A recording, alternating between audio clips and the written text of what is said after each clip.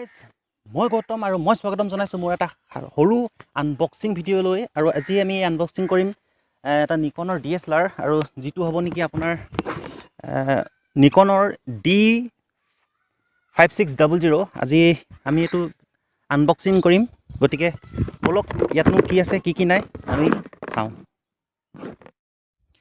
এইটো হৈছে সেই বাকচটো আপোনাৰ নিকন হৈছে D5600 আৰু এইটো ইয়াত আপোনাৰ মই কম্বো পেক লোৱা হৈছিলে ইয়াত। আৰু কম্বো পেকত আপোনাৰ দুখন লেন্স আছে ইয়াত, এখন কিট লেন্স আৰু এখন জুমিং লেন্স। আৰু কিট লেন্সখন আছে আপোনাৰ 18.55 আৰু আপোনাৰ যোনখন জুমিং লেন্স আছে সেইখন আছে 7300। গতিকে এইটো হৈছে সেই বাকচটো আৰু ইয়াত কিছুমান কিবা কিবি লিখা আছে আৰু এইবিলাক আপোনালোকে দেখিবলৈ পাইছে। আচলতে এইটো অনলাইন নহয়, মই অফলাইন লোৱা হয়। গতিকে লৈ পেলাই আপোনালোকে যদি এটা এণ্টি DSLR কিনিব বিচাৰিছে তেতিয়াহ'লে আপোনাৰ যদি বাজেট 50 পৰা 55ৰ ভিতৰত, তেতিয়াহ'লে এইটো মই ভাবোঁ বেষ্ট DSLR হয় নিকনৰ। ফটোগ্ৰাফীৰ কাৰণে খুব ভাল আৰু ভিডিঅ'গ্ৰাফীও ইমান বেয়া নহয়। গতিকে লৈ পেলাই এইটো মই অফলাইনৰ পৰা লৈছিলোঁ। গতিকে লৈ পেলাই মই ইয়াৰ আনবক্সিং দোকানতে হৈ গৈছিল তেওঁলোক, কাৰণ মই অফলাইনৰ পৰা লোৱা, গতিকে চাবই লাগিব। গতিকে ইয়াক মই আচলতে খুলি দিয়া হ'ল, মই খুলি পেলাই চোৱা হ'ল কি আছে কি নাই। আৰু গতিকে ইয়াৰ আপোনাৰ দেখিছে ইয়াত হেৰি কটা আছে, যাৰ চিল যোনটো আছে সেইটো কটা হ'ল। গতিকে আপোনালোকৰ বাবে মই আকৌ পুনৰবাৰ আনবক্সিং কৰিবলৈ ওলাইছোঁ। আৰু বলক তেতিয়াহ'লে কি আছে কি নাই আমি চাওঁ। এইটো হৈ গ'ল অপেন, এইটো এনেকৈ খুলিব লাগে। তাৰপাছত এইটো আচলতে তেওঁলোকে কোম্পানীৰ পৰা খুব ধুনীয়াকৈ ইয়াত আপোনাৰ পেকিংটো কৰি পঠিয়ায়। কিন্তু আমি গতিকে যিহেতু আমি খুলিলোঁ, গতিকে লৈ পেলাই ইমান ভাল পেকিং হোৱা নাই। আৰু এডাল আছিল নিকনৰ যোনটো ব্ৰেণ্ডৰ যোনডাল ডিঙিত লগাই ল'বৰ বাবে যোনডাল বেল্ট দিয়া হয়, সেই বেল্টডাল আছিল। কাৰণ বেল্টডাল অলৰেডি মই কেমেৰাত লগাই থৈছোঁ, গতিকে তাৰ পৰা নুখুলিলোঁ আৰু তেনেকৈ দেখাইছোঁ। এইটো পেকেটটো সেইটো আছিল, এইটো থৈ দিলোঁ ছাইডত। আৰু এনেকুৱা ধৰণৰ কোমল ইয়াত লেন্স ভৰাবৰ বাবে দিছিলে। আৰু গতিকে এইখিনিয়ে আছিলে ইউজাৰ মেনুৱেল আৰু দুখনমান 3খন ৱাৰেণ্টি কাৰ্ড দিছিলে, যি 3খন নেকি লেন্সৰ 2খন ৱাৰেণ্টি কাৰ্ড আৰু এখন দিছিলে নিকনৰ যোনটো বডিটোৰ কাৰণে দিছিলে। আৰু 2 বছৰৰ কাৰণে তেওঁলোকে দিছিলে ৱাৰেণ্টি। যদি 2 বছৰৰ ভিতৰত কিবা ডিফেক্ট আহে তেতিয়াহ'লে তেওঁলোকে তাৰ ৰিপেয়াৰিং কৰি দিব চাগে, তাৰ বাবে 2খন দিছিলে। মই ইয়াৰ ইউজাৰ মেনুৱেল যোনকেইখন আছিল মই ঘৰতে ছেপাৰেটকৈ থৈ দিয়া হ'ল, গতিকে মই দেখুওৱা নাই। এতিয়া বেলেগত থৈ দিয়া আছে। যদি আপোনালোকে নতুনকৈ লয় অফলাইন বা অনলাইন, তেতিয়াহ'লে আপোনালোকে সেইটো পাই যাব। প্ৰথমতে চাওঁ আমি ইয়াত কি দিছে সেইটো চাওঁ। অলৰেডি মই খুলিলোৱেই, গতিকে মই ইউজ কৰিলোঁ 2 দিনমান। গতিকে লৈ পেলাই আপোনালোকৰ বাবে পুনৰবাৰ আনবক্সিং কৰি দিছোঁ। এইটো হৈছে আপোনাৰ ইয়াৰ চাৰ্জাৰ এডাল দিছে, চাৰ্জাৰ। আৰু চাৰ্জাৰডাল আপোনাৰ MH24।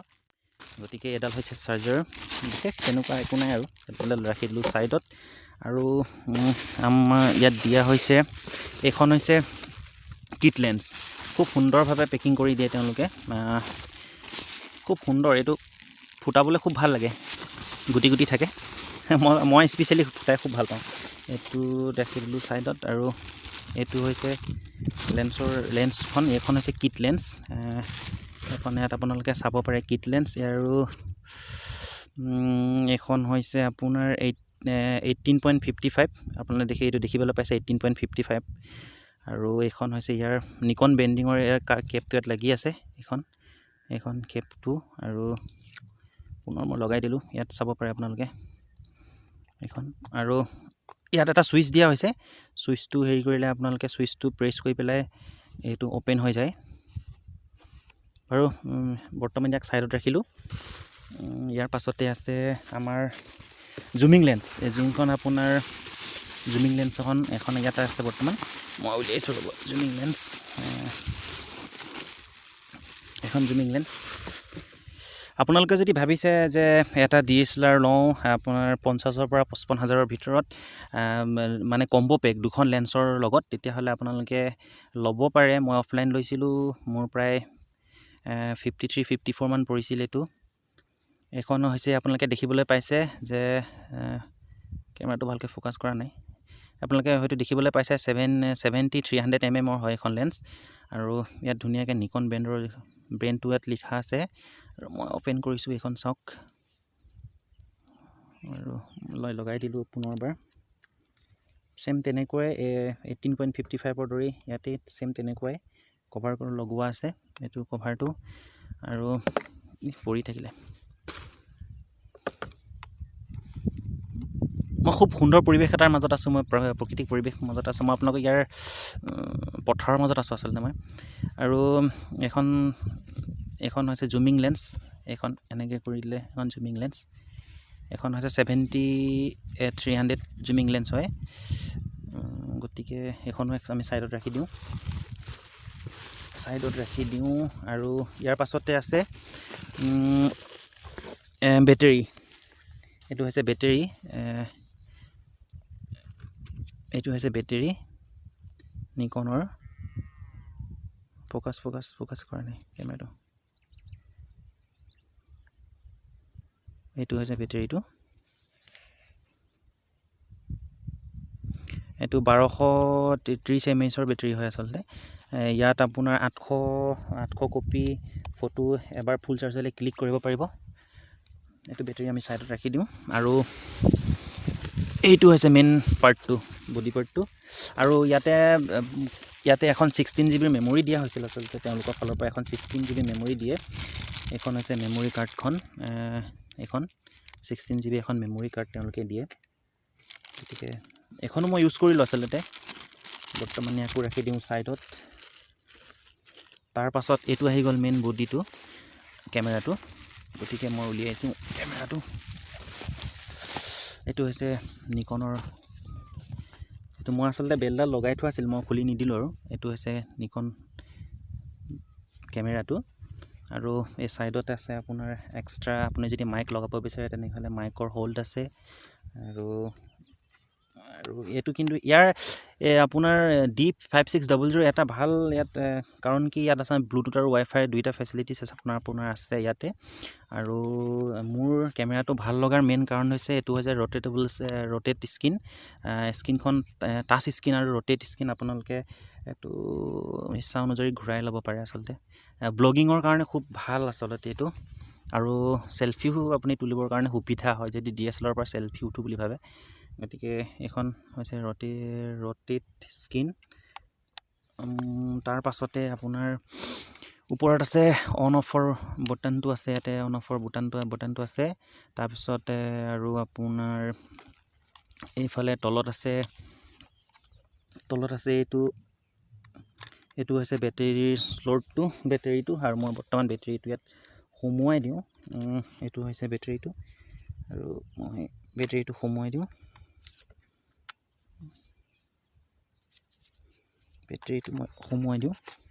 এইটো হৈ গ'ল বেটাৰীটো সোমাই গ'ল তাৰ পাছতে আছে আপোনাৰ মেমৰি স্লটটো আছে ওপৰত এইটো হৈছে মেমৰি স্লটটো এনেকৈ কৰিলে মেমৰি স্লটটো ওলাই যাব আৰু মই মেমৰিখনো লগাই দিওঁ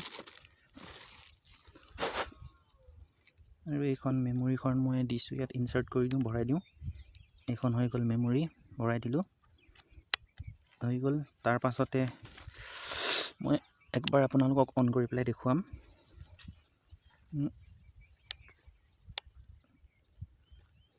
এইটো আপোনালোকে ভালদৰে দেখিছে নাই জানো মই কেমেৰাটোত ভালকৈ গম পোৱা নাই এইটো হৈছে আপোনাৰ স্ক্ৰীনখন তাৰপিছত মই এতিয়া আপোনাক লেন্স এখন লগাই পেলাই দেখাম আৰু লেন্সখন কেনেকৈ লগাই সেইটো মই আপোনালোকক দেখুৱাম মানে যিসকলে জানে তেওঁলোকক নহয় যোনসকলে ল'ব বিচাৰিছে বা কেমেৰা তেওঁলোকে যদি নাজানে একো বিশেষ তেতিয়া তেওঁলোকৰ বাবেহে মই এইটো দেখুৱাই দিওঁ বুলি কৈছোঁ এখন হৈছে 370-300 যোনখন লেন্স জুমিং লেন্স সেইখন আৰু DSLR লেন্স লগোৱাৰ নিকনৰ মই দেখুৱাই দিওঁ আপোনাক আপুনি ইয়াত দেখিছে লেন্সখনত দেখিছে এটা হোৱাইট ডট এটা আছে বগা বিন্দু এটা আছে আৰু কেমেৰাটোতো দেখিছে এইটো বগা বিন্দু এটা আছে গতিকে লেন্সৰ বিন্দুটো আৰু কেমেৰাৰ বিন্দুটো সমানত এনেকৈ লগাই ল'ব লাগে সমান কৰি পেলাই আৰু বাওঁফালে লাহেকৈ এনেকৈ ঘূৰাই দিব লাগে আৰু আপোনালোকে কটককৈ চাউণ্ড এটা পাব আৰু চাউণ্ডটো যদি হয় তেতিয়াহ'লে গম পাই যাব যে লেন্সটো লাগি গ'ল আৰু মই ভিডিঅ'টোৰ শেষত আৰু কি আছে চাওঁ আৰু তেনেকৈ বিশেষ নাই। আৰু ভিডিঅ'টো শেষত মই আপোনালোকক ইয়াৰ দুটামান চেম্পল দেখুৱাম, আপোনাৰ পিকচাৰ চেম্পল আৰু দুখনমান ফটো আৰু সৰু এটা ভিডিঅ'ৰ ফুটেজ এটা দেখুৱাম। আৰু মই অনাগত দিনত মই ভালদৰে ইয়াৰ হেৰিটো দেখুৱাই দিম, ভিডিঅ'ৰ এটা ভিডিঅ' টেষ্ট এটা কৰি দেখুৱাই দিম।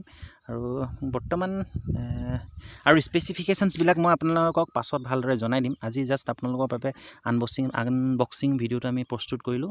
আৰু যদি ভিডিঅ'টো ভাল লাগিলে তেতিয়াহ'লে শ্বেয়াৰ কৰিব আৰু ছাবস্ক্ৰাইব কৰিবলৈ মোৰ চেনেলটো নাপাহৰিব আৰু লাইক কৰিব। আৰু যদি কোনোবাই ল'ব বিচাৰিছে নিকন ব্ৰেণ্ড যদি কোনোবাই ভাল পায় বা যদি ফটোগ্ৰাফী কৰিব বিচাৰে তেতিয়াহ'লে এইটো খুব ভাল কেমেৰা হয়, কাৰণ ফটো ইয়াত খুব সুন্দৰ উঠে। সিমানে আৰু মই এতিয়া আপোনালোকক এটা ফুটেজ দুটামান দিম, আপোনালোকে চাব। আৰু মই এখন লেন্সেই লগাই দেখুৱালোঁ, কিট লেন্সখনৰ ছেম 1855ৰ লেন্সখনো সেই ছেম একেই, আপোনালোকে চাব পাৰে। গতিকে সিমানেই, বাই বাই।